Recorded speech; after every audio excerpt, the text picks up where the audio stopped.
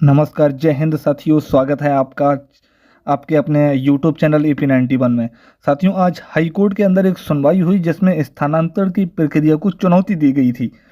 स्थानांतरण की प्रक्रिया को जब चुनौती दी गई, क्योंकि आप देख रहे हैं कि बिहार के एक अच्छे खासी संख्या में जो शिक्षक हैं, खास करके पुरुष शिक्षक, जो पूर्व से नियोजित शिक्षक हैं, वह स्थानांतरण नीति के विरुद्ध थे। निश्चित रूप से जब अनुमंडल का चयन 10-10 अनुमंडल की जब ये सारी चीज़ें अब बात की जाए, बात हो रही थी, तो समस्याएं तो निश्चित रूप से आती हैं और इसके विरुद्ध थे। और लगातार अपने शिक्षा अधिकारी से, अपने जो मंत्री हैं, उन सभी से रिक्वेस्ट किए कि, और रिक्वेस्ट करने के बाद भी कोई परिणाम नहीं देखने को मिला। तो अंतिम रास्ता था हाई कोर्ट जाने का। और जब हाई कोर्ट गए तो हाई कोर्ट का आज जजमेंट आया और हाई कोर्ट में सुनवाई हुई। और सुनवाई के बाद आप लोगों ने देखा भी कि किस तरीके से फरमान आया कि जो लोग पेंटिशनर थे उन लोगों का केवल राहत दिया गया। लेकिन खेला तो तब हुआ जब जैसे ही केवल पेंटिशनर को राहत दिया गया और उसी वक्त यानी कुछ ही घंटों के अंदर आपके शिक्षा मंत्री साहब आते हैं और तुरंत पूरी प्रक्रिया को स्टे लगा देते हैं। निश्चित रूप से स्थानांतरण की प्रक्रिया का रोक का क्या प्रभाव होगा, क्या ऊपर इस पर हम लोग चर्चा करने वाले हैं। क्या अपने ही विद्यालय में बन सकेंगे कि राज्यकर्मी, या हुआ नियोजित शिक्षकों के साथ छल? क्योंकि बात आ गई है 5 परीक्षाओं के बाद स्थानांतरण की, और जब 5 परीक्षाओं के बाद स्थानांतरण होगा तो क्या राज्यकर्मी अभी बनाया जाएगा, या क्या राज्यकर्मी बनाने में विलंब भी होगी अभी? और यह सबसे बड़ा प्रश्न आपके मन में भी घूम रहा होगा। लगातार बहुत सारे साथी का जो है मैसेज कॉल आ रहा है कि सर योगदान कैसे कराया जाएगा। पहली बात तो ये समझ लीजिए कि कल के नियुक्ति पत्र जो वितरण समारोह होगा उस पर प्रोविजनल नियुक्ति पत्र दिया जाएगा। आप लोगों को लेने में किसी प्रकार की कोई दिक्कत नहीं है, सभी लोग जाकर के प्रोविजनल नियुक्ति पत्र ले सकते हैं, क्योंकि जब तक योगदान नहीं करेंगे तब तक ऊपर किसी प्रकार का कोई दिक्कत वाली बात नहीं है।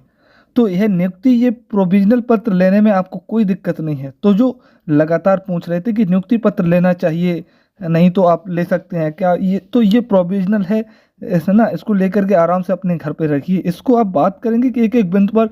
सबसे पहले कि हम लोग बात करेंगे कि कौन कौन सा खेमा उस दिखाई दे रहा है और कौन सा खेमा में किस खेमा में मत गया।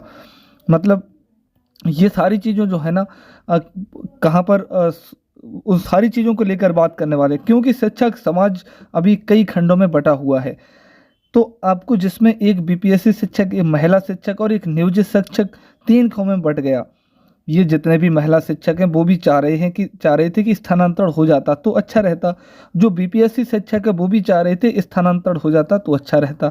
नियोजित शिक्षक भी कुछ ऐसे में संख्या में लोग जो 200, 250, 300 किलोमीटर दूर रह रहे हैं घर से और वहाँ अपना कार्य कर रहे हैं, वो भी चाह रहे थे कि स्थानांतरण हो जाता, अच्छा रहता। तो बचे हैं कुछ लोग जो घर पर अपने 10 किलोमीटर के आसपास, जो अपने घर के आसपास में ये सारी चीज़ें चाह रहे थे, जिनका विद्यालय वो नहीं चाह रहे थे, जिनके पास में है ना, कि कुछ ज़्यादा दूरी पर ही उनको स्थानांतरण। निश्चित रूप से उनकी भी इच्छा थी कि पंचायत बदल दो भैया, या प्रखंड बदल दो, लेकिन ये 3-3 अनुमंडल ना बदलो, इससे परेशानियाँ होती हैं और होगी भी परेशानियाँ। वेतन तो नहीं बढ़ रहा है, और वेतन अगर आप बढ़ा देते हैं तो आप 20, 30, 40% पर जाकर भी अगर स्थानांतरण कर भी दिया जाता तो ये सब मैनेज हो जाता। लेकिन थोड़ा सा क्या है, जो अभी सैलरी मिल रही है उसमें अगर घर से बाहर जाने का मतलब है 10 से 15 हज़ार खर्चा भी हो जाता है।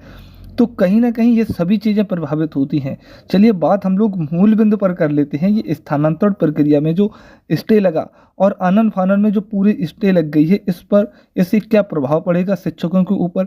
निश्चित रूप से आप सोच सकते हैं, यह जो स्टे लगा है इसमें उन शिक्षकों को जो स्थानांतरण चाह रहे थे उनको तो पूरा प्रभावित कर दिया है, और उन शिक्षकों को जो नहीं चाह रहे थे उन लोगों के हित में थोड़ा सा जो है राहत मिला। लेकिन दिक्कत यहाँ होता है जब राजकर्मी के दर्जे की बात होगी कि क्या जो कल नियुक्ति पत्र मिलेगा प्रोविजनल, उसके बाद पुनः नियुक्ति पत्र विद्यालय के नाम से मिलेगा, क्या उसी विद्यालय में पुनः योगदान करके वो राजकर्मी बन जाएंगे? क्या यह चीज़ें जो हैं कहीं ना कहीं आपके मन में घूम रही हैं, और इन चीज़ों का ही जवाब न ही शिक्षा मंत्री जी दिए हैं और न ही किसी ने पूछा।